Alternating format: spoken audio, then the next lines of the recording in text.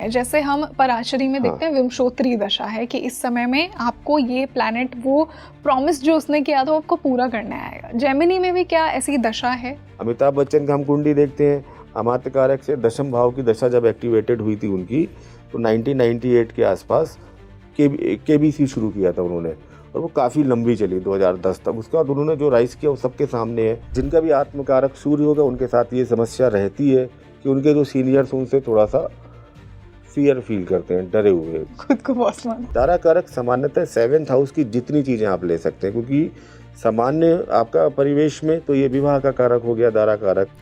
और वैसे अगर आप देखें तो आपकी जो पब्लिक इमेज है 10th से 10th है, किसी तरीके से आपका 2nd हाउस में कॉम्बिनेशन बन रहा है आत्मकारक या फिर पुत्र कारक और भात्र कारक का। पीके एंड बीके एक साथ बैठ गए 2nd हाउस में, तो जीवन में व्यक्ति के भाग्य से उसको कुछ फैमिली के थ्रू कुछ बड़ा वेल्थ मिल सकती है, कोई बड़ी उसको जिम्मेदारी मिल सकती है बिजनेस में, जहाँ पर उसको कुछ बहुत ज़्यादा नहीं करना है। यही जो कारक है ये राजयोग कैसे बनाएंगे? घर पे बैठ रहे हैं, रेंटल इनकम आ रही, तो ये भी एक राजयोग का ही कॉम्बिनेशन है कि कुछ नहीं कर रहे हैं।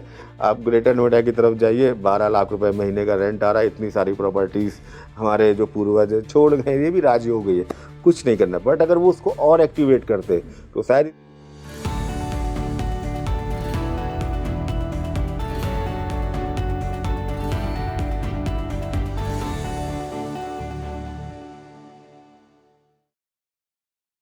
नमस्ते everyone, a very warm welcome on the show and I am your host Rangoli Sharma.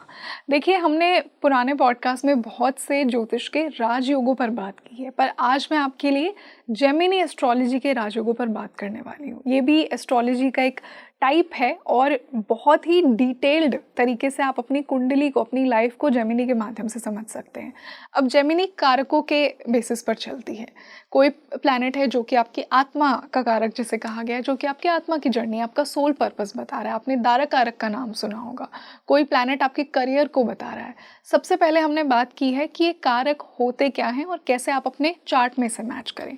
फिर हमने बात की है कि इन कारकों से कैसे राजयोग बन रहे हैं जो कि आपको धन, एक्सट्रीम वेल्थ, सक्सेस, करियर बहुत अच्छा लाइफ पार्टनर, ये कैसे पता लगेगा। साथ ही साथ ऐसे और कौन से कोर कॉन्सेप्ट्स हैं, जैसे कि आज के मेरे गेस्ट ने कहा है, अष्टक वर्ग बहुत ही इंपॉर्टेंट रोल प्ले करता है। भिन्नाष्टक वर्ग उतना ही इंपॉर्टेंट रोल प्ले करता है प्लैनेट्स की और हाउसेस की स्टोरी समझने में।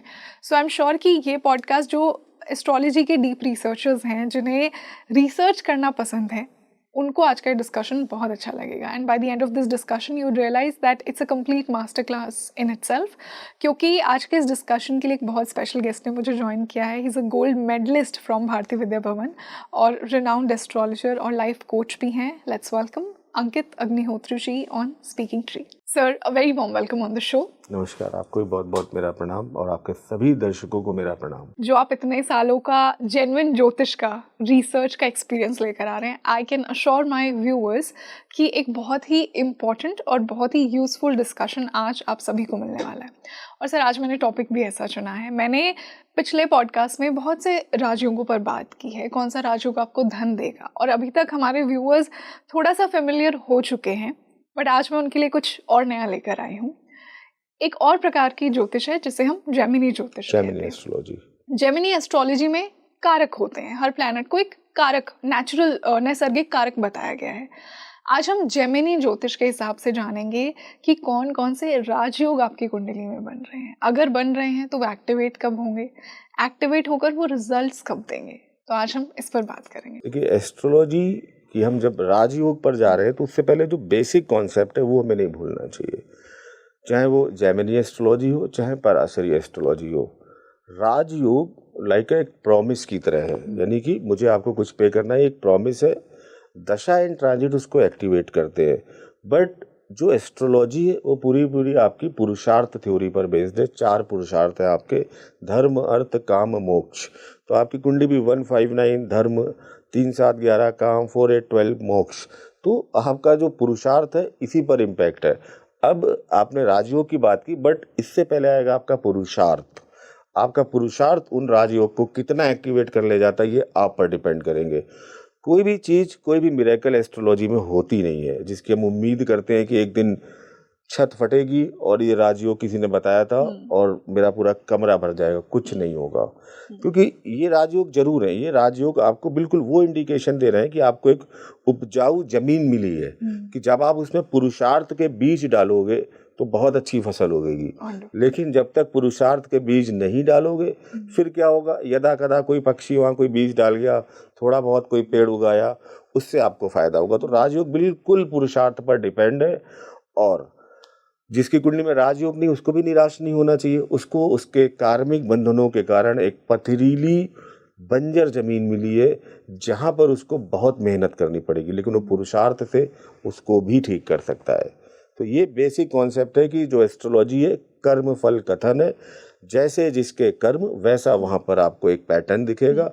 3P कॉन्सेप्ट है KN राव सर का, फर्स्ट P प्रारब्ध, पुरुषार्थ एंड प्रार्थना। इसी कॉम्बिनेशन के साथ आपका हो और चाहे मेरा जीवन चलता है। अब हम आते हैं जो जैमिनी एस्ट्रोलॉजी में, तो यहाँ पर हम क्या करते हैं, इनको कुछ फिक्स कारक हमने बना दिए, स्थिर नैसर्गिक कारक। हाँ नैसर्गिक, जैसे कि जो सबसे आपका हाईएस्ट डिग्री वाला प्लैनेट होगा वो आपका आत्म कारक होगा। उसके बाद सेकंड हाईएस्ट डिग्री वाला प्लैनेट आपका अमात्य कारक होगा, AM के होगा। उसके बाद थर्ड ऑर्डर में आएगा आपका भात्र कारक आएगा, BK। उसके बाद फोर्थ ऑर्डर में आएगा आपका मातृ कारक, MK। उसके बाद आपका फिफ्थ ऑर्डर में आएगा PK पुत्र कारक। फिर 6 ऑर्डर में आएगा आपका GK ज्ञाति कारक। और सबसे जो लोएस्ट डिग्री वाला प्लैनेट होता है आपका वो होता है दारा कारक। तो ये आपके स्थिर कारक है। इनसे हम अलग अलग चीजों को देखते हैं। इसी के अकॉर्डिंग आपका कारकांश लग्न भी बनता है जैमिनी एस्ट्रोलॉजी में।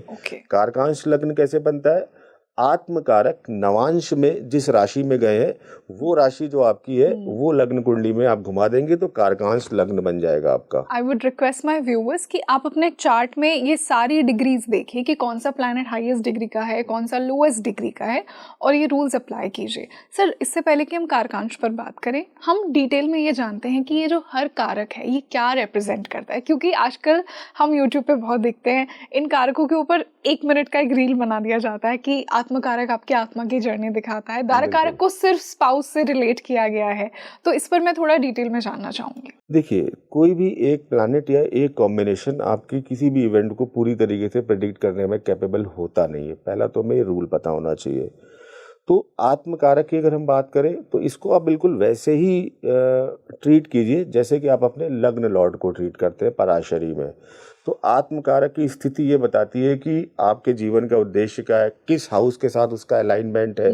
सपोज आत्म कारक अष्टम में गया है, 8th में गया है, तो आपकी जो जीवन की एनर्जी है, जो पर्पस ऑफ लाइफ है, वो 8th हाउस के साथ कनेक्ट हो गया है।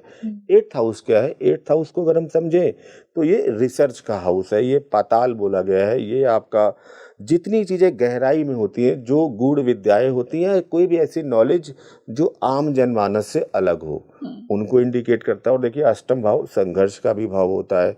तो देखिए, जीवन में सबसे ज़्यादा जो हम इसको देखते हैं एस्ट्रोलॉजी में, आत्मकारक अगर सांसारिक जीवन में तो जो व्यक्ति है वो रिसर्च में बहुत अच्छा हो सकता है, साइंटिस्ट, वैज्ञानिक, AI, ML कुछ में अच्छा कर सकता है। और आध्यात्मिक जीवन में उसका एक आध्यात्मिक रुझान बहुत अच्छा होगा और पूर्व जन्म के कर्मों के अनुसार वो कोई स्पिरिचुअल जर्नी अपने साथ लाया होगा और इस जीवन में उस जर्नी को वो एक्टिवेट करके आगे बढ़ेगा। तो इसकी एनर्जी हमें कई बार जीवन का उद्देश्य बताती है। आत्मकारक बिल्कुल, इसमें बहुत सरल बता देता हूँ, मैंने बिल्कुल लग्न लॉर्ड की तरह इसको आप ट्रीट कीजिए। Okay, Atmakaraka is a kind of lagna lord for you. Lagna lord, ठीक है। तो ये हमारी पूर्व जन्मों की आत्मा की जर्नी को बताता है। पूर्व जन्मों की आत्मा की जर्नी और आत्मा या सोल, देखिए जो कुछ करने आई है। और जो बड़े सिद्ध पुरुष होते हैं, मैं तो बहुत लोगों से मिला हूँ, तो वो कभी ये नहीं पूछते कि कौन हो तुम, हमेशा ये पूछते हैं कि इस बार इस आत्मा का क्या नाम है, क्योंकि वो आपकी आत्मा को पहचानते हैं, आपके कर्मों के बंधन को पहचानते हैं। तो मैं भी किसी से ऐसे ही व्यक्ति से मिला था, तो उन्होंने मेरा कोई नाम नहीं लिया, क्योंकि आत्मा का कोई नाम नहीं हो सकता। इतना ही पूछा, इस बार इस आत्मा का क्या नाम है, बंधन काफी बड़े दिखते हैं। इतना ही बोलना शायद उनके लिए, मेरे जो उन्होंने मुझे बोला, तो मुझे अपना पूरा दिख गया कि एकदम उन्होंने सही पकड़ा है कि जो ऋणानुबंधन है बहुत ज्यादा दिखते हैं इस बार आत्मा में, और जो इंस्ट्रूमेंट मिली है बॉडी, इसमें काफी पीड़ा रहेगी इस बार। वो कर्म के बंधन है। और देखिए, एस्ट्रोलॉजी हमें स्वीकार्यता सिखाती है कि जो कुछ घट रहा है, कर्ता कारक कर्म सब हम ही है, कहीं से कोई हमारा कोई बिगाड़ नहीं रहा है, हमने ही बिगाड़ा है, वो लौट कर वापस आ रहा है।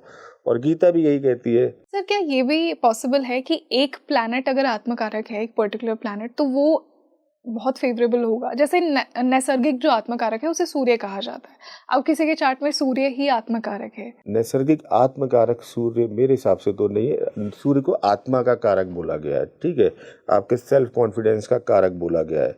तो यहाँ पर जो आत्मकारक है इसको हम ट्रीट कर रहे हैं लाइक ए लग्न लॉर्ड, बिल्कुल। वो कोई भी हो सकता है। अगर वो सूर्य है तो वो एक आपको जो बेसिक उसके जो कैरेक्टरिस्टिक है वो तो आपके अंदर आएंगे ही। अब सूर्य की जो बेसिक कैरेक्टरिस्टिक क्या है? सबसे पहले तो वो लीडरशिप क्वालिटी, चीज़ों को लीड करना। और जिनका भी आत्मकारक सूर्य होगा उनके साथ ये समस्या रहती है कि उनके जो सीनियर्स उनसे थोड़ा सा फियर फील करते हैं, डरे हुए। उनको लगता है कि ये सुपरसीड कर सकता है, ये गड़बड़ कर सकता है।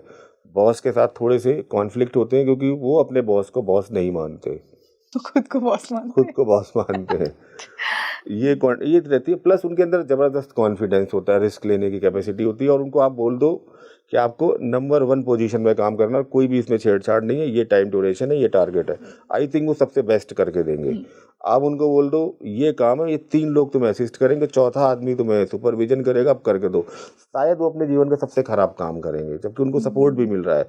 उनको जो थोड़ी सी जो प्रकृति आती है वो तो आती है सूर्य की, तो उनको आप अकेला छोड़ दो, वो शायद अपनी लाइफ का सबसे बेस्ट काम करके देंगे। उनको आप नियम कायदे मत बताओ।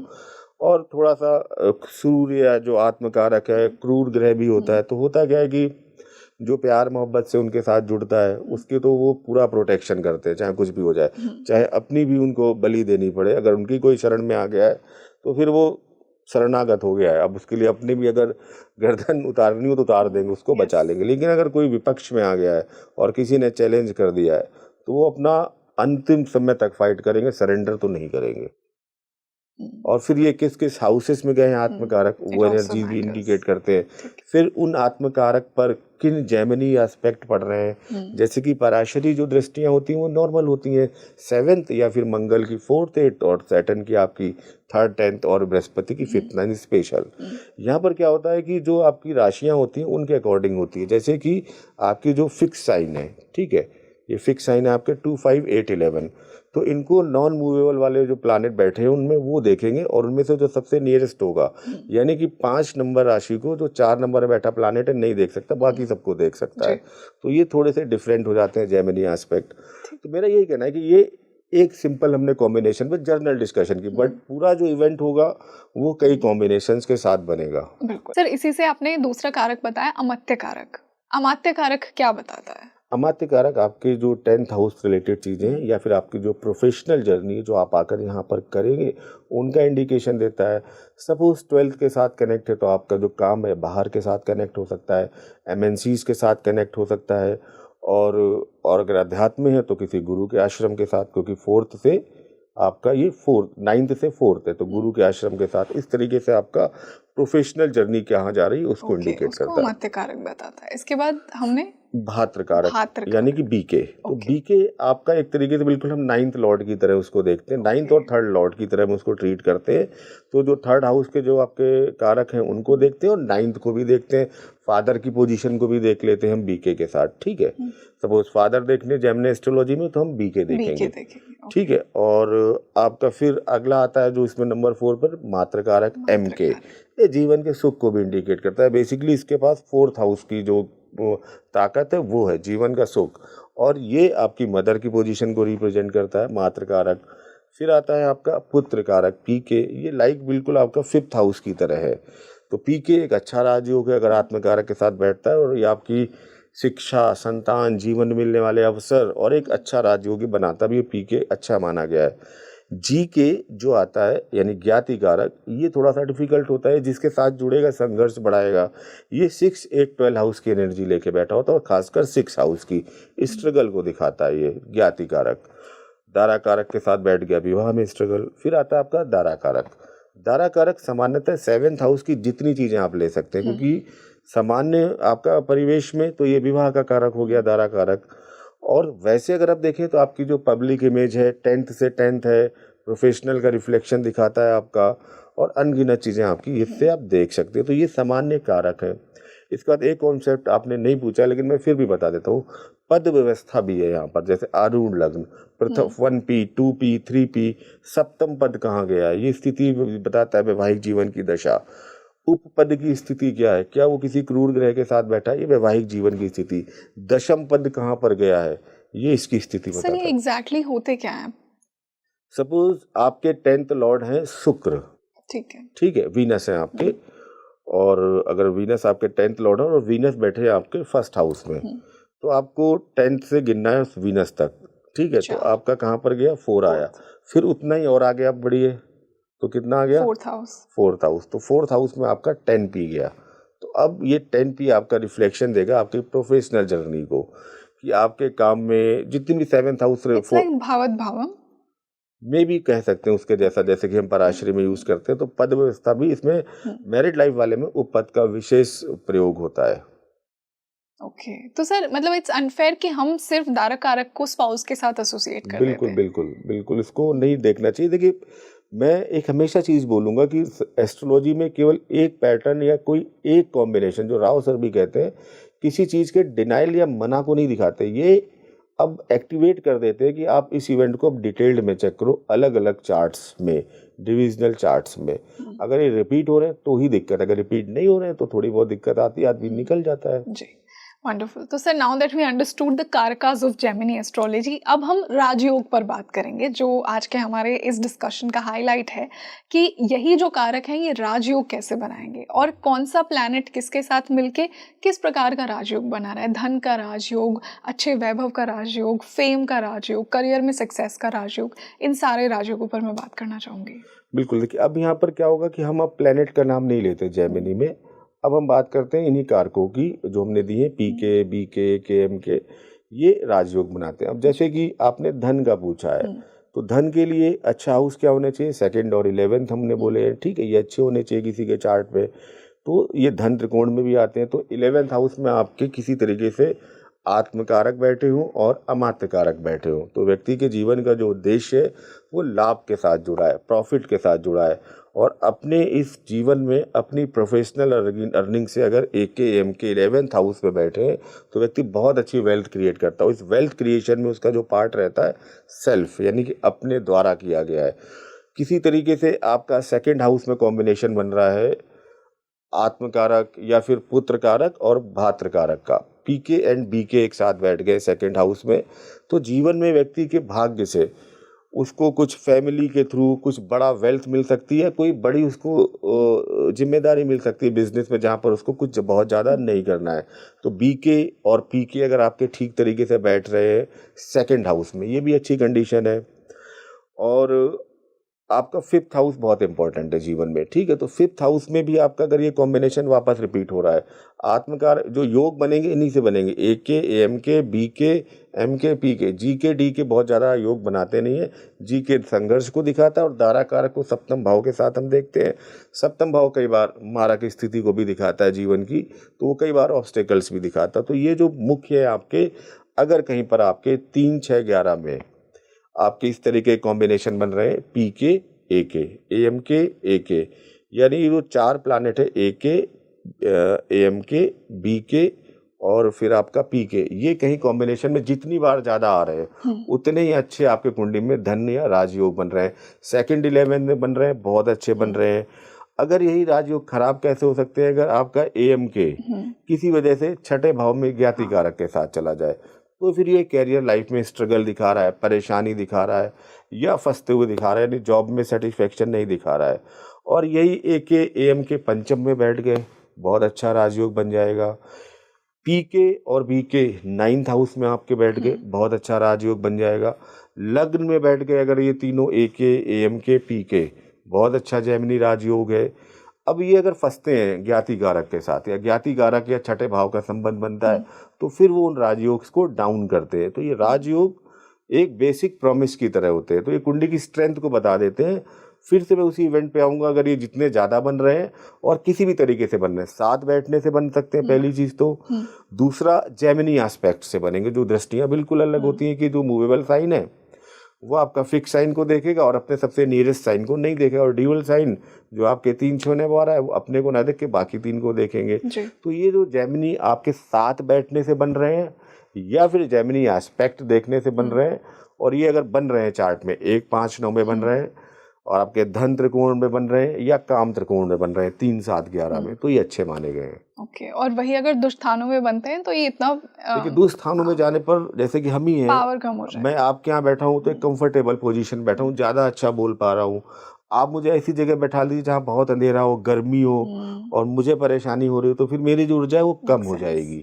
तो देखिए कुंडली में अगर बन गए राजयोग तो इनका प्रभाव दिखेगा। प्रभाव ऐसे दिख सकता है कि आपने अगर पुरुषार्थ के बीज उसमें छिड़क दिए तो फिर ऐसी फसल उगेगी कि पूरी दुनिया में आपका नाम होगा। और किसी वजह से नहीं भी छिड़क पाए, जैसे कई लोग आप देखते हैं कोई काम नहीं करते, फादर के थ्रू कुछ मिल गया, घर पे बैठ रहे हैं, रेंटल इनकम आ रही, तो ये भी एक राजयोग का ही कॉम्बिनेशन है कि कुछ नहीं कर रहे हैं। आप ग्रेटर नोएडा की तरफ जाइए, 12 लाख रुपए महीने का रेंट आ रहा है, इतनी सारी प्रॉपर्टीज हमारे जो पूर्वज छोड़ गए, ये भी राजयोग है, कुछ नहीं करना। बट अगर वो उसको और एक्टिवेट करते तो शायद इस 12 लाख से वो 12 करोड़ मंथली में पहुंचते, लेकिन उन्होंने नहीं किया। और यहाँ पर मामला फंस गया फ्री विल का। फ्री विल तो हमेशा आएगी बीच में आपके, और फ्री विल आपको कई बार आपकी कुछ चीज़ों से दूर कर सकती है। तो राजयोग अगर है तो मैं ये कहूँगा कि अगर आप मेहनत कर देंगे तो और एक्टिवेट होंगे वो। सर, क्या इनके एक्टिवेट होने का कोई समय भी है? जैसे हम पराशरी में देखते हैं विंशोत्तरी दशा है कि इस समय में आपको ये प्लैनेट वो प्रॉमिस जो उसने किया था वो आपको पूरा करना आएगा। जेमिनी में भी क्या ऐसी दशा है? बिल्कुल, देखिए जेमिनी में हम जिन दशाओं को यूज करते हैं, सबसे पहले चर दशा, ठीक है, जो राशियों की दशा होती है, जैसे हम मेष राशि और 1 से 12 तक करते हैं, वो आपके सीधे और उल्टे क्रम में चलती है, वो एसेंडेंट के अकॉर्डिंग कैलकुलेट कर लेते हैं। तो चर दशा आप कर लीजिए। फिर एक जेमिनी में हम और दशा एक्टिवेट होनी चाहिए, मतलब जिस हाउस में प्लैनेट बैठा है वो राशि की दशा। फिर जैसे सपोज आपका मेष लग्न है, ठीक है, और आपके जो अमात्य कारक है वो लग्न में बैठे हैं, ठीक है, 1 नंबर में, और अब आपकी सिंह राशि की दशा एक्टिवेट हुई है। तो हम इसको अब कैसे काउंट करेंगे? अमात्य कारक से पंचम भाव की दशा एक्टिवेट हुई है अगर आप काउंट करेंगे। पंचम भाव यानी अब जीवन में कुछ शुभता लाएगा, कुछ नए अवसर लाएगा जीवन में, कहीं पर आप काम कर रहे हैं तो ये दशा ठीक है। अब सपोज वहां पर अगर दशा शुरू हो रही है वृश्चिक राशि की, अष्टम की दशा आ रही है अमात्य कारक से, तो क्या है कि अब कैरियर में कुछ ट्रांसफॉर्मेशन, परिवर्तन होने वाला है, ये नेगेटिव इंडिकेशंस है। तो चर दशा का हम देख लेंगे। मंडूक दशा होती है, ये थोड़ी सी कंडीशनल होती है, इसमें हमें ये देखना पड़ता है, हर चार्ट पे नहीं लगती, जिनके केंद्र में आपके 4 ग्रह राहु केतु को छोड़ के, मंडूक दशा। फिर एक स्थिर दशा होती है जहाँ पर हम एक कॉन्सेप्ट देखते हैं ब्रह्मा रुद्र महेश्वरा का। ब्रह्मा से कौन से हाउस की दशा है? सपोज रुद्र से 8वें भाव की दशा आ गई है, जो उसमें हम 3 एलिमेंट फिक्स करेंगे। ये एलिमेंट्स कैसे वो पता कैलकुलेशन के थ्रू हम करते हैं, मैथमेटिकल, वो डिग्रीज और बाकी चीजों करके हम निकालते हैं, ठीक है। तो आप 3 निकालेंगे, ब्रह्मा रुद्र महेश्वरा। अब रुद्र से अगर अष्टम भाव की दशा है, कठिन होने वाली है, तो दशा और जो कारक हैं उनको हम देखते हैं किस पोजीशन पे है। सपोज अमात्य कारक की मैंने बात की, तो अमात्य कारक से अगर 8वें या 12वें भाव की दशा तो कष्टकारी होगी। अमात्य कारक से 10म भाव की दशा, राशि दशा एक्टिवेटेड हुई है तो ये फायदेमंद होगी, जीवन में राइज कराएगी। अमिताभ बच्चन का हम कुंडली देखते हैं, अमात्य कारक से 10म भाव की दशा जब एक्टिवेटेड हुई थी उनकी, तो 1998 के आसपास केबीसी शुरू किया था उन्होंने, और वो काफ़ी लंबी चली 2010 तक। उसके बाद उन्होंने जो राइज किया वो सबके सामने है। तो दशाएं क्या करती हैं कि आपके पुरुषार्थ का फल देना शुरू कर देती है, प्रॉमिस का, कि अब आप काम कर लो, अब आपको रिजल्ट मिल जाएगा। जैसे कि मुझे आपको पैसे देने हैं, ये एक बात है, लेकिन कब दूंगा वो तो दशा बताएगी। तो वही दशा कहेगी अब दे रहा हूँ, ये लीजिए आपका हो गया काम पूरा। इसके बाद हाँ, ये 3 दशा तो हम देखते हैं, चर, स्थिर एंड मंडूक दशा। 3 को हम देख सकते हैं। और 3 को अगर हम ढंग से देख लेते हैं तो आई थिंक हम काफी हद तक देखिए प्रेडिक्शन कर सकते हैं। उधर हम पराशरी में चले जाएं तो योगिनी एंड विष्णुत्तरी को देख ले, 5 दशाएं मिला के अगर आपको कोई एक ही चीज को 4 दशाएं सेम ट्रेंड दिखा रही है तो इवेंट हो जाता है नॉर्मली। और अगर 4 मना कर रही है, एक सिंगल दिखा रही है, तो फिर वो इवेंट बहुत कम होता है या नहीं होता है। तो हमें करना क्या चाहिए, जो हमारी अप्रोच है, जो एक एस्ट्रोलॉजर का दायित्व है, उसे जितना आता है, प्रेडिक्शन सही होना गलत होना उसके हाथ में नहीं है, और उसको ये अपेक्षा भी नहीं रखनी चाहिए जो मैंने बोल दिया 100% सत्य होगा। उसकी अपेक्षा ये होनी चाहिए और लिखना चाहिए उस कॉम्बिनेशन को, बताना चाहिए कि मैंने ये रूल्स लगाए हैं और जितना मैं जानता था उसके अकॉर्डिंग तो यही है।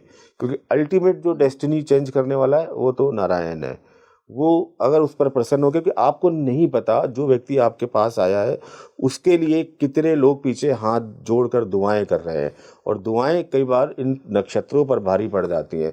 तो ये कहा गया है कि जीवन में कुछ लोग जरूर ऐसे इकट्ठे करो कि जब उन्हें पता चले कि आप कष्ट में हो तो वो एक लाइन बोले कि इस इंसान के साथ ईश्वर बुरा मत करना, जो कुछ थोड़ा बहुत करना है मेरे साथ कर दो, ये सच्चा इंसान। वो दुआएं अगर लग गई तो नक्षत्रों को ही बदल सकती है। तो एस्ट्रोलॉजर को बहुत बी पोलाइट।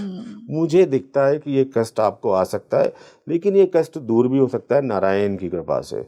तो आप उनकी शरण में जाओ, अच्छे काम करो, ईश्वर बन जाओ। आप ईश्वर बनने के लिए हमें कुछ नहीं करना पड़ता, ईश्वर के ही काम करने पड़ते हैं। ईश्वर के काम क्या है? हम अगर कहीं पर गए, हमने देखा कोई पशु जीव कष्ट में है, हमने उसको दवा करा दी। हमने देखा कोई व्यक्ति हमारे पास आया है और हम उसकी कुछ मदद कर सकते हैं, हमने कर दी। कोई ईश्वर तो अब नारायण या चतुर्भुज रूप में प्रकट होंगे नहीं कुरुक्षेत्र के बाद, वो तो आपके हमारे जैसे बंदे को चुनेंगे। तो होना क्या चाहिए, ईश्वर की तरह आप काम करना शुरू कर दो, फिर आपको अपना ध्यान रखने की आवश्यकता नहीं है, फिर आपका ईश्वर ध्यान रख रहा है। बहुत ही अद्भुत बात कही है आपने कि लोग आपके लिए दुआएं करें। बिल्कुल, ऐसे लोग मुझे लगता है हर इंसान को कमाने चाहिए अपने जीवन में। So now going back to the Karakamsha lagna और आरूढ़ लग्न जिनकी आपने बात की, जो कि जैमिनी ज्योतिष का बहुत ही इम्पोर्टेंट पार्ट है। ये लग्न क्या है और कैसे इन्हें निकाला जाए, और ये क्या बताते हैं एक व्यक्ति को उसके चार्ट के बारे में, इस पर बात करते हैं। देखिए, कारकांश लग्न आपका जैमिनी एस्ट्रोलॉजी जब यूज़ करते हैं तो सबसे ज़्यादा करते हैं यूज़। उसमें आपके जो भी आत्मकारक हुए हैं, आपने देखे जो हाईएस्ट डिग्री वाले प्लानेट, वो D9 में कहाँ पर गए हैं। D9 में सपोज आपके आत्मकारक हैं शनि, ठीक है, और D9 में वो गए हैं आपके मिथुन राशि में, जेमिनाई में। तो आपको अब D1 में जाके मिथुन राशि को लग्न की तरह पूरा मान के सारे प्लानेट घुमा देने चाहिए, तो आपका कारकांश लग्न बन गया। इसी के अकॉर्डिंग आपके आत्मकारक भातकारक यानी पूरा चार्ट चेंज हो जाएगा, पोजीशनिंग चेंज हो जाएगी। और अगला आता है इसमें आरूढ़ लग्न, जिसको पद लग्न बोलते हैं। इसको भी हमें देखना चाहिए और ये भी कई बार बहुत अच्छे रिजल्ट्स देता है। लाइक आपका जो भी लग्न लॉर्ड जहाँ पर गया है, उतने ही आपका जो भावत भावों वाला सिद्धांत आपने बताया। सपोज आपका मेष लग्न है और आपका जो लग्न लॉर्ड है मंगल, वो 5th हाउस में गया है, तो आप वहाँ से देखेंगे 5th है, 5th से फिर आप 5th जाइए तो आपका आ गया 9th। तो 9th अब आपका हो जाएगा आरूढ़ लग्न। अब इन तीनों को मिलाइए, और मतलब मेरे हिसाब से अगर आप बहुत अच्छी एस्ट्रोलॉजी करना चाहते हैं तो कम से कम लग्न लॉर्ड, कारकांश लग्न, आरूढ़ लग्न, तीनों को अपने सामने रखिए, क्योंकि ये जब आप मैनुअल करेंगे तो आई थिंक ज़्यादा अच्छा। फिर किसी सिंगल चीज़ पे आप फोकस करना शुरू कीजिए, क्योंकि इतने ज़्यादा बड़े आप कंफ्यूज हो सकते हैं। तो आप सपोज मैरिज को ही देखना चाहते हैं एग्जाम्पल, तो अब यहाँ पर आप देखना शुरू कीजिए कि आपका जो नॉर्मली पराशरी D1 लग्न चार्ट है, वहाँ पर 7th हाउस को लेके क्या प्रॉमिस है, 7th लॉर्ड एंड वीनस को लेके क्या प्रॉमिस है। सेम कारकांश लग्न में आइए कि यहाँ पर अब दारा कारक की स्थिति क्या बन रही है, यहाँ पर अब किन किन जैमिनी एस्पेक्ट आ रहे हैं, कौन सा पद आया है सप्तम भाव में। सप्तम भाव में अगर अष्टम पद आ रहा है, 12वां पद आ रहा है या 6P आ रहा है, तो ये थोड़ा सा नेगेटिव। तो ये देखिए, इसमें लिस्टिंग करनी पड़ती है। कई जगह आपको मिलेंगे कॉम्बिनेशन अच्छे, कहीं पर आपको कॉम्बिनेशन खराब मिलेंगे, तो फिर आप कंफ्यूज होंगे। तो करना क्या चाहिए, बिल्कुल न्यायाधीश की तरह आपके सामने 10 कॉम्बिनेशन आपने निकाले, 7 बोलना बहुत अच्छा है, तो इट मीन्स कि ये 70 to 80% कुंडली बहुत अच्छी है। और ये इवेंट यहाँ पर ठीक है। देखो 1-2% तो दिक्कत आपको हर जगह दिखेगी। कोई भी चार्ट ऐसा रिफ्लेक्शन नहीं दिखाएगा, क्योंकि वो आर्टिफिशियल होता है, या प्रभु का चार्ट हो सकता है कि हर जगह बिल्कुल ठीक दिखे। तो कहीं ना कहीं प्रत्येक जीवन के रिश्ते में कम या ज़्यादा तो होता ही है। तो वो आपका अगर 2-3 आपकी कमियां दिख गई हैं कहीं पर, तो उसको आप ओवरलुक करके आगे बढ़ सकते हैं। आपने सेम उसी को किया, वहाँ पर 8 पैटर्न निगेटिव हो गए हैं। तो अब ये बड़ी घटना इंडिकेट कर रहा है कि इस इवेंट को लेके आपका चार्ट वीक है, और बहुत जगह वीक है। जैसे कि आप वो निकालते हैं ना, अभी जैसे हम उस पर बात करते हैं, आपका ब्लड रिपोर्ट है कि जो ब्लड काउंट है बहुत कम आ गए हैं, ये तो सीवियर है, आपको चढ़ाना ही पड़ेगा। वो चढ़ाते हैं जो डेंगू में। तो आई थिंक ये आपको करना चाहिए, लिस्टिंग बहुत ज़रूरी है। क्योंकि आप, और जो राव सर का भी कॉन्सेप्ट है, देखो जितना मैनुअल वर्क उतना अच्छा वर्क, क्योंकि जब आप मैनुअल वर्क करते हो, अब आपको पता है कि सूर्य आपका मेष राशि में है, 2 डिग्री का है, और ये नवांश में कहाँ पर जाएगा। तो आपको ये मैनुअल कैलकुलेशन पता चलनी चाहिए कि जो आपकी चर राशियाँ है, मूवेबल साइन है, और पहले ही नवमांश में जा रहा है, तो ये कहाँ पर जाएगा। तो ये आपको अगर कैलकुलेशन पता है तो आपको बहुत ज़्यादा चार्ट्स देखने नहीं पड़ेंगे। और मुझे लगता है इस मामले में हमारे जो पुराने एस्ट्रोलॉजर थे, जिनको मैं भी जानता हूँ, उनको आप केवल एक चार्ट दे दो D1, और एक आप उनको प्लानेट की डिग्री दे दो, उन्हें नक्षत्र भी मत दो आप। वो यहीं से बता देंगे ये प्लानेट इस नक्षत्र में D30 में यहाँ पर है, नवांशा में यहाँ गया है, दशमांशा में, तो वो आंख बंद करके भ्रमण करके आते हैं। इसको जस्ट कहते बाय हैं, मेयर कैलकुलेशन। हाँ, इसको हम कहते हैं मनन करना। और जब आप इस तरीके से मनन करते हैं किसी का चार्ट देखते टाइम कि जब आपने आंखें बंद की, अब वो सूर्य आपको हर जगह दिख रहा है, कहाँ कहाँ गया है। D1 में तो बोल रहा है बहुत अच्छा करूंगा, D9 में जाके बोल रहा है सब खराब कर दूंगा बाद में। तो ये देखते देखते मनन करते फिर, और जो लोग इस फील्ड में होते हैं देखिए उनको एक अद्भुत चेतना का आभास हमेशा होता है। जब वो आंखें बंद करके मनन करते हैं, कुछ ना कुछ उनकी एक फीलिंग होती है जो बोलती है कि नहीं ऐसा ही होगा, और हमेशा वही होता है, और इसको भगवत कृपा बोलते हैं। एस्ट्रोलॉजी में तो मैं खास करूँगा, बिना ईश्वर और गुरु की कृपा के आप आगे नहीं बढ़ सकते। थ्योरी की नॉलेज आने के बाद भी इतना ज़्यादा कन्फ्यूजिंग है कि मैं और आप क्या समझेंगे। पराशर जी के जो शिष्य उनसे पूछ रहे हैं मैत्रेय कि आपने इतने कॉम्बिनेशन बता दिए पराशरी में, मैं तो चलो सीख भी जाऊं लेकिन मैं भी कंफ्यूज हो रहा हूं, बट कलयुग में कैसे करेंगे लोग जब बुद्धि अल्प हो जाएगी। तब वो कहते हैं कोई दिक्कत नहीं, मैं इसके लिए फिर तुम्हें एक शॉर्टकट दे देता हूँ। क्या है शॉर्ट? वो शॉर्टकट कहते हैं चलो अष्टक वर्ग बता देता हूँ मैं तुम्हें। ओके, अष्टक वर्ग। अष्टक वर्ग इतने सारे कॉम्बिनेशन है कि वो मैत्री ऋषि जिनको डायरेक्ट पराशर जी पढ़ा रहे हैं वो भी कंफ्यूज हो रहे हैं कि एक तरफ तो आप बोल रहे हो ये अच्छा है, एक तरफ बोल रहे हो आप बुरा है। तो फिर उन्होंने ये पूरा उनका एक गुरु और शिष्य की बातचीत है, पूरा इसमें रेफरेंस दिखता है। तो फिर मैत्री ऋषि से कहते हैं कि जब कलयुग में व्यक्ति कम बुद्धि वाला हो जाएगा, अल्प बुद्धि वाला हो जाएगा, तब उसके लिए अष्टक वर्ग का एक कॉन्सेप्ट मैं दे देता हूँ, उससे वो अपनी चीज़ें आसानी से समझ सकता है। और अष्टक वर्ग का एक उन्होंने कॉन्सेप्ट दिया। इससे पहले हम अष्टक वर्ग की बात करें सर, एक मैं डाउट क्लियर करना चाहूँगी। हमने बात की कारकांश लग्न और आरूढ़ लग्न की, दोनों में क्या डिफरेंस है और दोनों किस प्रकार से एक व्यक्ति के बारे में बताते हैं? कारकांश लग्न को जो हमें देखना होता है, बहुत ज़्यादा कारकांश लग्न हमें पूर्व जन्म के बंधनों को देखने के लिए, इस जीवन में जो हम आए हैं उनका रिफ्लेक्शन देखने के लिए ज़्यादा प्रभावी ढंग से काम कर जाता है। आरूढ़ लग्न हमें इसलिए देखना चाहिए कि जो प्रारब्ध मिला है हमें, अब एक प्रारब्ध तो मिल चुका है, अब इस प्रारब्ध का क्या पैटर्न रहने वाला है उसकी डिटेलिंग के लिए, जो पीछे का आ चुका है, जो ऋणानुबंधन है हमने कारकांश लग्न के साथ चेक कर लिए। अब हम आरूढ़ लग्न को देखते हैं कि अब जीवन में जो मेजर इवेंट होने हैं इस जीवन में, अब सपोज कैरियर को लेके, मैरिज को लेके, ये क्या कर रहा है। अगर ये ज़्यादा वीक है, अब यहाँ पर ये फिर से वीकनेस दिखा रहा है, इट मीन्स कि फिर जो ऋणानुबंधन है बहुत हैवी है। अगर यहाँ पर इम्प्रूवमेंट हो गया है तो इट मीन्स कि जो कारकांश लग्न जो इंडिकेशंस दिए यहाँ तक आते आते इम्प्रूव हुए, तो फिर हम रिकवर कर सकते हैं। यानी कि हो सकता है कि कैरियर में इनिशियल स्टेज में बहुत संघर्षफुल मिले क्योंकि ऋणानुबंधन सर पे रखा हुआ है, बट यहाँ पर सुधार हुआ है। और यहाँ पर जो हमने चार्ट पूरा डिज़ाइन किया है इस जीवन के लिए, इस प्रारब्ध को भोगने के लिए, वो ठीक दिख रहा है। तो यहाँ पर फिर क्या होगा, बहुत छोटे लेवल से हम शुरू करके वापस ऊंचाइयों पर जा सकते हैं। बस अपनी जो कर्मों की गति है उसको सही रखना होगा। यानी कि हमें एक आशीर्वाद मिल दे रहा है एक तरीके का। सर कुछ लोग ये भी कहते हैं कि आरूढ़ लग्न आपकी पब्लिक इमेज को भी दिखाता है कि how you will appear to the world. Is it also true? ये उसका एक पार्ट है। देखिए मैं तो ये कह रहा हूँ कि आरूढ़ लगन तो ये दिखाता है कि इस जीवन में, इस संसार में अब आप कैसे दिखोगे ओवरऑल, चाहे पत्नी मतलब चाहे स्पाउस के रिलेशनशिप को लेके, चाहे खुद की पर्सनैलिटी को लेके, चाहे अपनी इनकम को लेके, चाहे अपने प्रोफेशनल लेवल को लेके, चाहे अपने स्पिरिचुअल पाथ को लेके, चाहे अपनी फाइनेंशियल स्टेटस को देख के, चाहे अपनी मानसिक स्थिति को देख के। तो एक चीज़ तक तो रोकना जरूरी नहीं है। हाँ, पब्लिक इमेज भी दिखाता है, ये मैं मान सकता हूँ, उसका एक पार्ट है ये।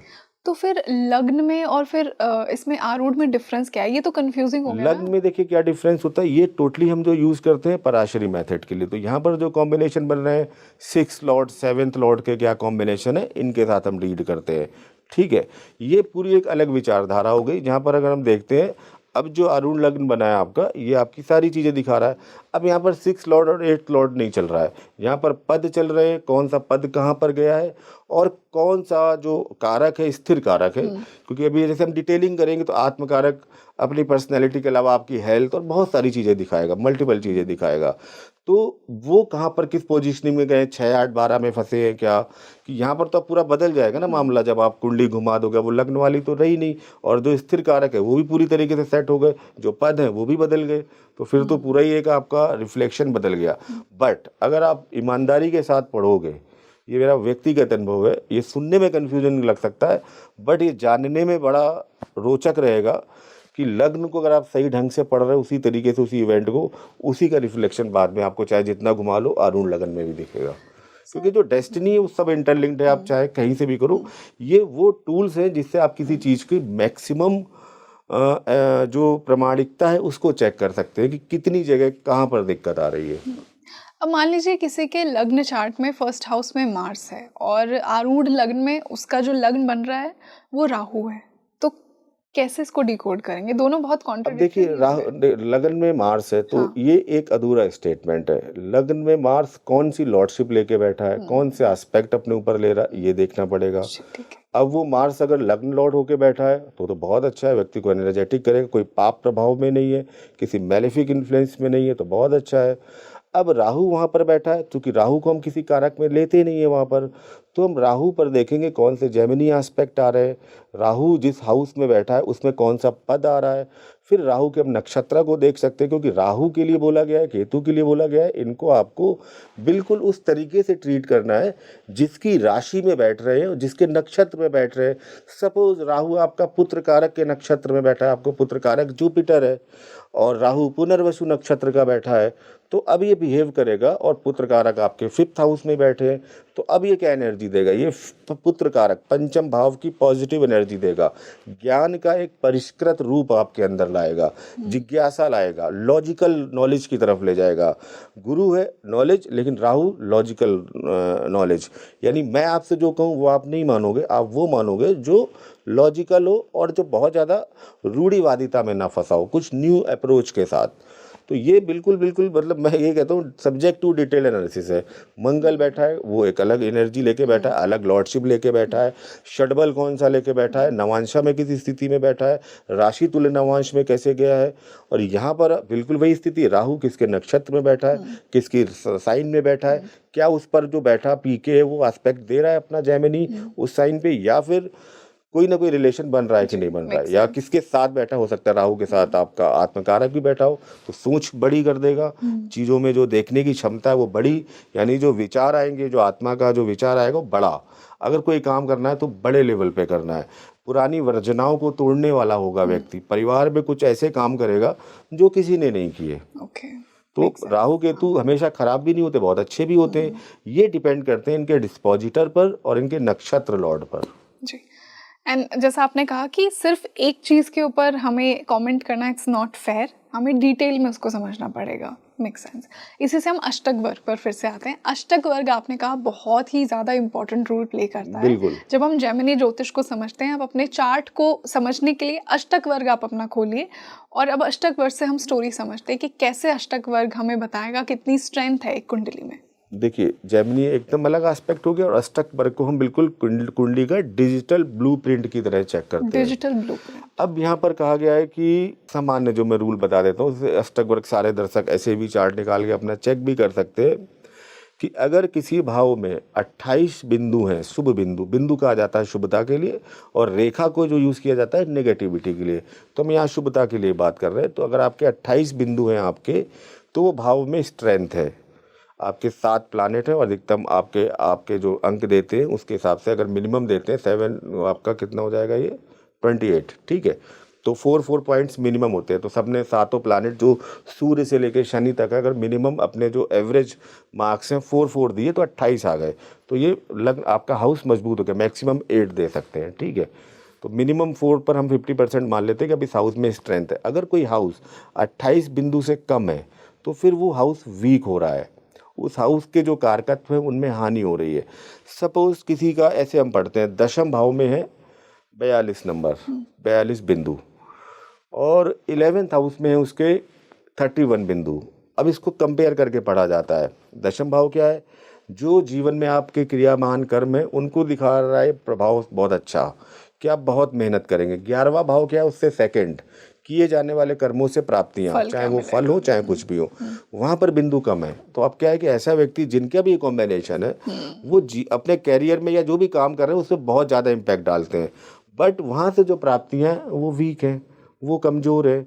इसी तरीके से आपका अगर लग्न बहुत मजबूत है, लग्न में बहुत शुभ बिंदु हैं, तो आप सारी नेगेटिविटी जीवन में चाहे जितनी आए सब आप निकाल ले जाओगे। भारत की बात कर लेते हैं। भारत की जो कुंडली है वो एस्ट्रोलॉजिकली बनाई गई थी। जानबूझ के मुहूर्त निकलवाया गया था और उसमें सूर्य नारायण व्यास और हरदेव शास्त्री और बहुत बड़े एस्ट्रोलॉजर थे, नेहरू जी से उन्होंने कहा था कि उस दिन भी पंचग्रही योग बन रहा था और नेहरू जी से कहा गया था कि आप ऐसा मत करो, हम मुहूर्त निकालेंगे। जिन्ना ने नहीं माना तो हम उसका एक पार्ट देख रहे हैं। तो जो मुहूर्त निकाला गया, स्थिर साइन यानी कि आपका वृषभ लग्न लिया गया, अभिजीत मुहूर्त 12 बजे जो नेहरू जी बोल रहे हैं कि हम एक नव भाग्य वधू का स्वागत कर रहे हैं, वो आपका कोई अचानक होने वाली घटना नहीं थी, वो मुहूर्त दिया गया था अभिजीत मुहूर्त। अभिजीत मुहूर्त दिन में भी होता है अगर लोगों को कन्फ्यूजन हो, और रात में भी होता है। सेम कृष्ण जी का बर्थ भी आपका अभिजीत मुहूर्त में हुआ है, राम जी का भी बर्थ आपका अभिजीत मुहूर्त में हुआ है। स्थिर लग्न लिया गया आपका वृषभ, और जो भी उसको डैमेज कंट्रोल कर सकते थे उस चार्ट की, तो सारे जो प्लानेट थे 5 उनको डाल दिया तीसरे भाव में, पाप भाव में, उपचय भाव में। तो हुआ क्या कि भारत का जो साहस पराक्रम वो तो एकदम एक नंबर का है, वो उसको देखना भी पड़ा। लेकिन तीसरा भाव आपका आस पड़ोस भी है, तो जैसे ही हुआ आस पड़ोस पूरा आपका डिस्टर्ब रहा। तीसरे से 9th को भी देखते हैं तो थोड़ा सा धर्म के मामले में भी थोड़ा सा धार्मिक चीज़ें रहीं। सबसे अच्छी खूबसूरती रही अष्टक वर्ग में कि भारत के अष्टक वर्ग में 44 बिंदु हैं। कौन से हाउस में? फर्स्ट हाउस में, लग्न में। तो ये पूरी की पूरी चार्ट को बहुत स्ट्रेंथ देता है। तो अगर किसी के 28 से कम बिंदु हैं लग्न में यानी फर्स्ट हाउस में, तो वो वीकनेस आ जाती है। और उसको हम करते हैं कंपेयर करके, हम पढ़ते हैं कि सपोज अगर हमें पढ़ना है फर्स्ट और 7th को कंपेयर करना है, तो होना क्या चाहिए as per rule, first house में नंबर ज़्यादा होने चाहिए अगर आप मैरिड लाइफ के लिए सपोज देख रहे हैं, और सपोज 7th हाउस में उससे थोड़े से कम नंबर होने रियली अगर हम मैरिज के लिए देख रहे हैं तो फर्स्ट में ज़्यादा होने फर्स्ट चाहिए। में ज़्यादा हो। क्यों सर? उसमें ये बोला जाता है कि 7th हाउस वैसे भी मारक भाव में आता है, तो उसको इतना स्ट्रांग नहीं होना चाहिए। अगर 7th हाउस में नंबर ज़्यादा है, सपोज फर्स्ट हाउस में 25 नंबर है, बिंदु है, नंबर बोल रहा हूँ बट उसको बिंदु बोला जाता है, तो आप लोग बिंदु ही समझिएगा। आपके 25 पॉइंट्स लिखे हैं और आपके 7th हाउस में 38 पॉइंट्स लिखे हैं।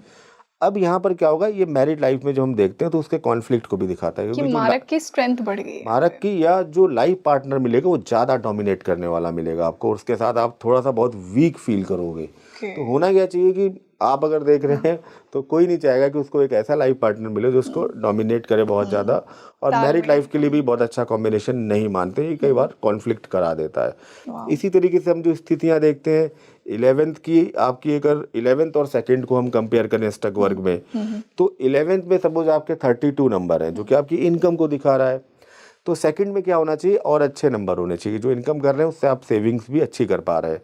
तो वहाँ पर अगर 32 नंबर है तो आदमी अच्छी सेविंग्स कर रहा है। यहाँ पर 31 है, वहाँ पर 25 हो गए 2nd में, इसका मतलब पैसा कमा तो बहुत रहा है बट जो सेविंग वेल्थ वाला पार्ट है वो वीक है। 2nd और 12th को कंपेयर करते हैं, एक सेविंग्स है एक खर्चे हैं 12th। अगर आपके सेविंग्स वाले हाउस में बहुत ज़्यादा नंबर है और एक्सपेंसेस वाले हाउस में कम नंबर है, तो आदमी अच्छी सेविंग्स कर सकता है, बचत कर सकता है। उल्टा हो गया कि आपके 2nd हाउस में 20 नंबर हैं, 12th हाउस में आपके 32 नंबर, तो अब क्या है कि सेविंग्स ही नहीं, खर्चे बहुत ज़्यादा है व्यक्ति को। तो इस पूरे को, और किसी भी भाव में अगर 28 से कम बिंदु है तो उस भाव ने अपने जो कारकत्व हैं नेचुरल, सपोज 9th हाउस है, फादर को, धर्म को, भाग्य को, विदेश को, सारी चीज़ों को दिखाता है, तो उसमें फिर कमी आ जाती है। तो ये जो अष्टक वर्ग है ये पूरा एक तरीके का कुंडली का आपके डिजिटल ब्लू प्रिंट हो गया। सर यहाँ से एक बहुत इंपॉर्टेंट सवाल मैं पूछना चाहूँगी। मान लीजिए कि किसी भी हाउस में नीच की राशि है, अब उस नीच की राशि वाले हाउस में बहुत अच्छे अष्टक वर्ग स्कोर हैं या बिंदु हैं, तो इसको हम क्या ऐसे लेंगे, नेगेटिव नेगेटिव पॉजिटिव, कि अगर नीच का है और उसमें बहुत सारे नंबर मिल गए तो वो हाउस और वीक हो गया? देखिए, सबसे पहले तो राशि नीच की नहीं होती, ग्रह उसमें जाके नीच या ऊंचे का हो सकता है। अगर उसमें सपोज आप ले लेते हैं कुंडली मेष लगन की, मैं ले लेता हूँ, और 12वें भाव में आपका शुक्र, नहीं 12वें भाव में आपका बुध नीच का हो जाएगा, ठीक हो जाएगा। तो बुध यहाँ पर अगर वहाँ पर बैठा है, तो अब हम उसको बुध की तरह कंसीडर नहीं करेंगे, भाव का बल देख रहे हैं, 12वां भाव देख रहे हैं। 12वां भाव आपका विदेश का भी है, 12वां भाव आपका जो बेडरूम का कंफर्ट है आफ्टर मैरिड लाइफ उसको भी दिखाता है। 12वां भाव गुरु के आश्रम को भी दिखाता है। तो यहाँ बुध को कंसीडर ना करके पर्टिकुलर उस हाउस को कंसीडर करेंगे, उसकी स्ट्रेंथ बड़ी है। और प्लैनेट की स्ट्रेंथ आप जो चेक करना चाहती हैं, तो इसमें हम ऊंच और नीच की जगह हम बात करते हैं इनके भिन्नाष्टक वर्ग की। अगर आपको जैसे अब बुध की स्ट्रेंथ देखनी है कि बुध कैसा है आपके चार्ट में, सपोज आपका बुध आपके चार्ट में 5th लॉर्ड है और 5th हाउस में बैठा है, देखने में बहुत अच्छा लग रहा है, तो अब जीवन में क्या अच्छे रिजल्ट दे सकता है कि नहीं दे सकता है। तो इसके लिए जो कॉन्सेप्ट आता है वो आता है बुध का बीएवी, भिन्नाष्टक वर्ग। ओके मैं ऑडियंस को एक बार क्लैरिफाई कर दूं कि अष्टक वर्ग तो आपको हाउसेस की स्ट्रेंथ हाउस का बता रहा है और भिन्नाष्टक वर्ग आपको अपने प्लैनेट्स की और राशियों की स्ट्रेंथ बताएगा कि कितने पावरफुल प्लैनेट की स्ट्रेंथ, प्लैनेट की स्ट्रेंथ बताएगा। ओके तो अब देखिए जैसे कि मैं एग्जांपल देता हूँ, शुक्र को हम क्या मानते हैं, मैरिज का कारक मैरिज, ग्रह, प्रेम, विवाह का कारक ग्रह, सौंदर्य। प्रेम, विवाह, लग्जरी, जितनी चीजें हैं। अब शुक्र ने, और अब इसको जैसे मैरिज के लिए देखना तो शुक्र को हम दो तरीके से कंसीडर करेंगे। अब 7th हाउस में सपोज आपके 28 नंबर आए या 26 नंबर आए हैं, तो ये आए कैसे हैं, ये कॉन्सेप्ट पता होना चाहिए। आए ऐसे हैं कि हर प्लैनेट ने सूर्य से लेके शनि तक, राहु केतु को छोड़ के कुछ ना कुछ नंबर दिए हैं, और वो नंबर कंट्रीब्यूशन किया। अब 7वें भाव में किसका कंट्रीब्यूशन आपको ज्यादा चाहिए, वीनस का चाहिए। वीनस का चाहिए। अब हमने ये देखा कि यार नंबर तो 26 है, बट जो वीनस है, एवरेज जो पॉइंट है वो तो 4 माने गए हैं, 4 हैं तो ठीक है, बट अगर और ज्यादा हो जाए तो बहुत अच्छे है।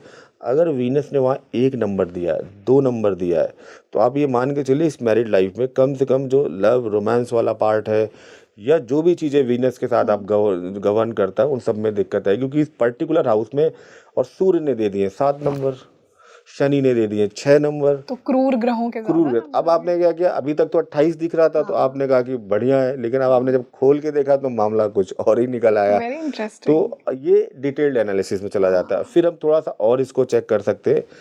पर्टिकुलर हर प्लैनेट का एक भिन्नाष्टक वर्ग होता है, तो अपने भिन्नाष्टक वर्ग में अगर वो 4 या उससे ज्यादा नंबरों के साथ है तो वो बली माना जाता है, स्ट्रॉन्ग माना जाता है। अब शुक्र को हमने यहाँ भी चेक किया कि यहाँ भी शुक्र आपका बहुत कम बिंदुओं के साथ था। अब हम एक बार और फाइनल चेक कर लेते हैं बीएवी में।